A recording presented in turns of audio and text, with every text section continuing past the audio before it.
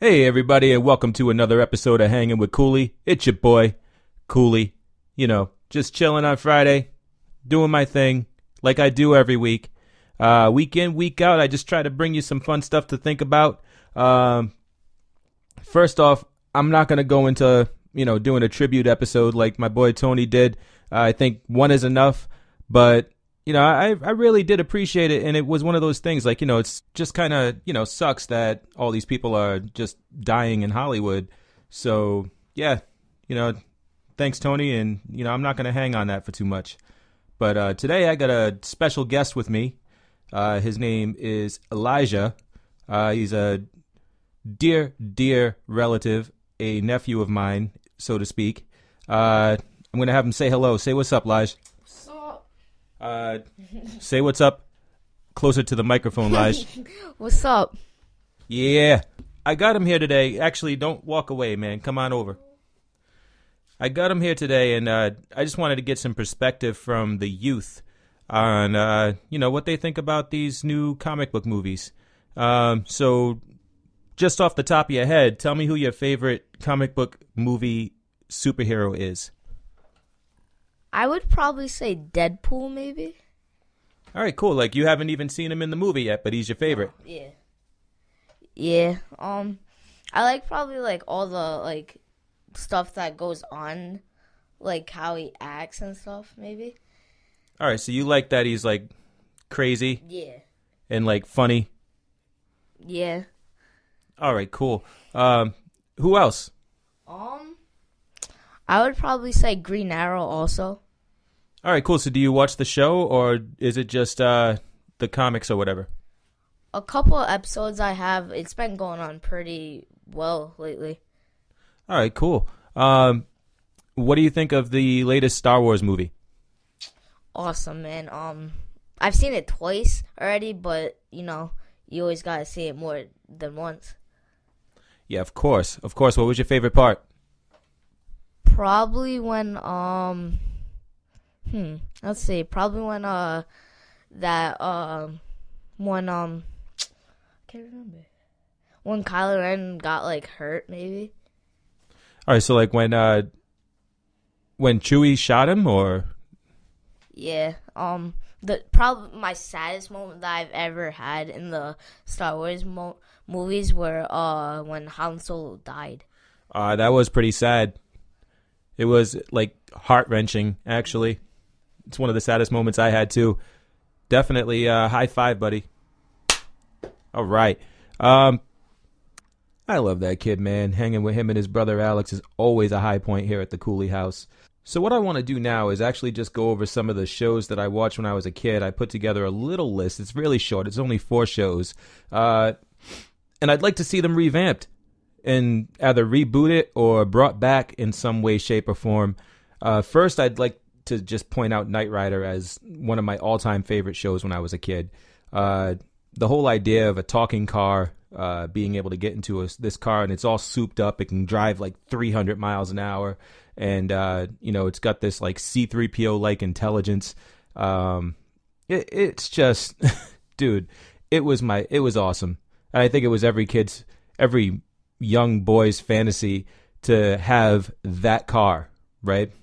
Now it's just, this old, like, Cranston car, like the fucking Trans Am, you know what I mean? It's like, it's nothing special anymore. But just the idea, like if it was the Knight Rider car, like literally you could offer me a Trans Am and I'd be like, nah, I'm good.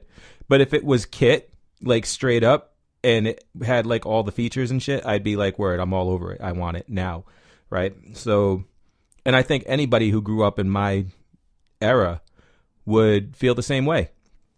But, to bring that into today's world, for a new audience, for a younger audience, I think what they would have to do is really turn Kit into a different type of device, right? He wouldn't just be the car, right? So you think about it. Nowadays, you have all this wearable technology. You have the Apple Watch. You have, Galaxy Gear or whatever, right? Why not have Kit be something on that, a Siri like component, but like more obviously more intelligent than what you can get out of a Siri or a Cortana.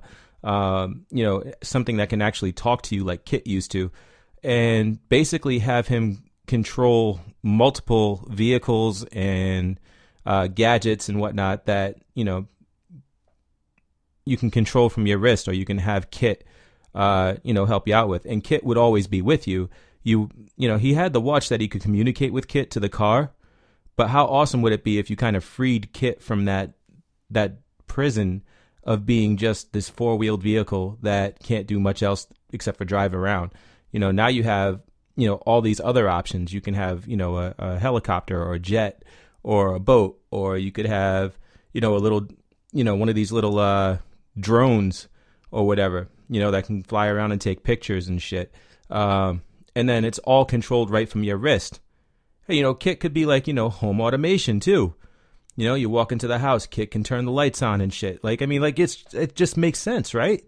So I just feel like that coupled with, a badass actor, like somebody who can handle like a role that involves a lot of action and fighting and, stuff like that. I think that would be a really, really cool show and a great way of bringing it into a new generation. So yeah, tell me what you think. I mean, Night Industries 2000 can easily be changed to Night Industries 3000, right? Still KITT.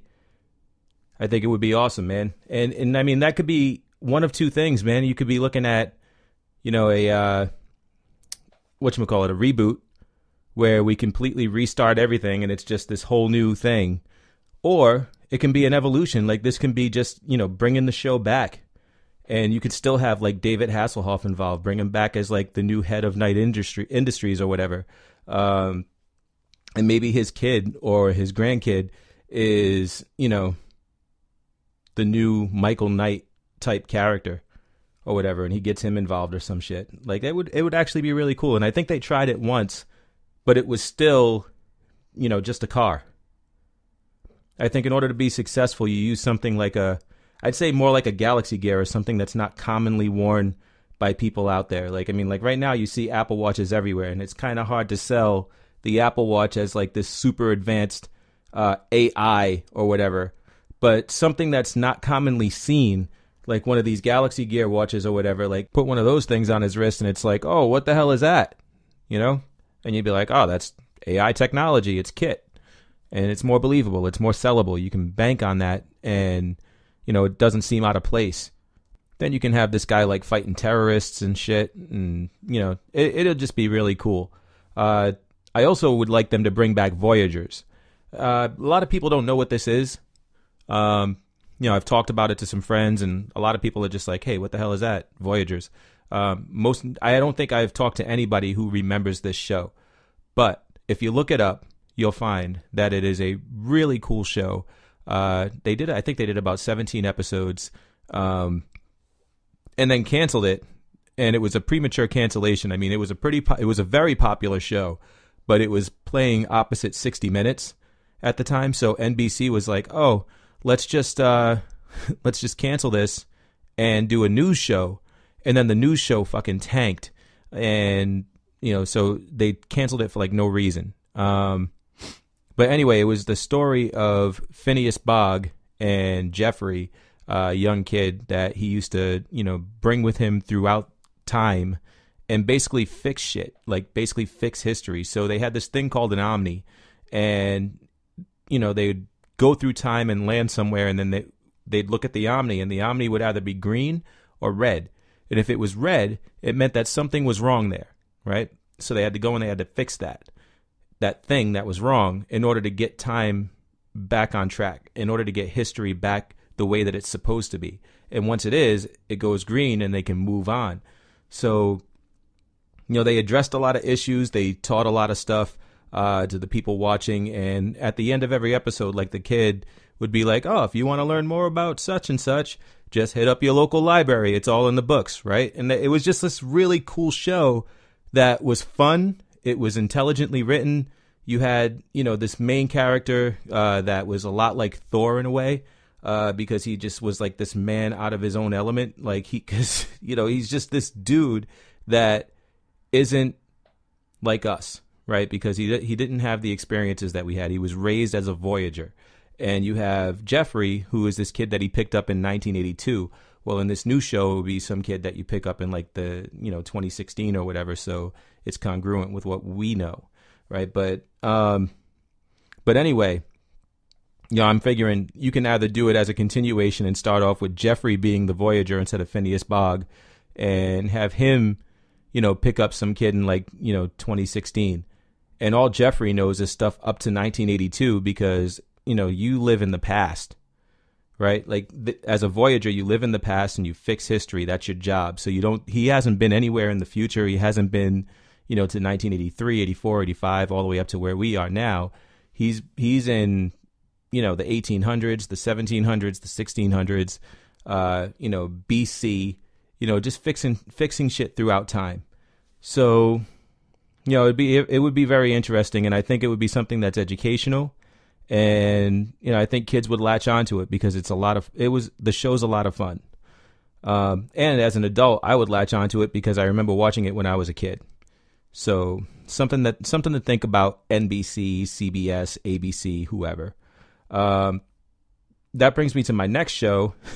And this is one that, they're actually planning on making a movie out of this. I know Will Ferrell is involved and Adam McKay. So it should be hella funny if they do it. But the name of the show is Manimal. And this is something that people are going to laugh at me about. But I mean, hear me out here, because this show was actually pretty cool. It did suck, okay, when they put it out. And that's mainly because special effects just weren't there. And some of the shit was like kind of hokey because you had this dude that could turn into any animal, right? Any animal that he saw fit, but he always turned into a fucking hawk or a panther.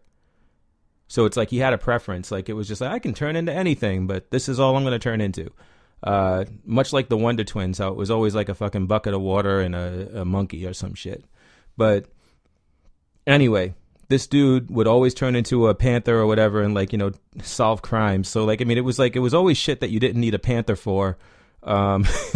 You never needed the eagle. Like the eagle or the hawk or whatever it was actually useful because he could see shit from like, an aerial view or, fly somewhere quicker than he could run or walk. But the panther I never got because it was like, what's the point, right? I guess like, you turn into a panther and attack him. But I mean, like most of these people had guns, and the panther just was like, the panther that they used was actually a real panther. It wasn't like a CGI thing or anything. So, I mean, you had this real panther on set, and obviously it's trained and tame. So it's like he's just kind of walking around like, like walking around and shit, like, and he's not scary. So it always it was pointless. But now, if you did that shit today, dude, you could have one of the illest shows on television, man. Like, you got the shapeshifter dude, and I know you're not going to just be limited to just two forms or whatever. Like, you could have this dude shapeshift into whatever animal you want, and he could tear shit up. You know what I mean? And you could send him on, like, real missions. It didn't have to be a bank robbery or some shit or an art theft. It could be anything, like, because now you have the special effects and you have the budget for TV that you didn't have back then. So, I mean, I think you could take this further than you were able to when, it was like, what, I think you only got like 7 episodes or 8 episodes before they pulled the plug, and it deserved to get the plug pulled. And I'm not crying about that shit, but I just think now you could do more. But I know they're actually planning on making a movie, and I'm anticipating that it's going to be funny, so it's not really going to take the source material seriously. But, hey, I love Will Ferrell. I love Adam McKay, so we'll see what they do.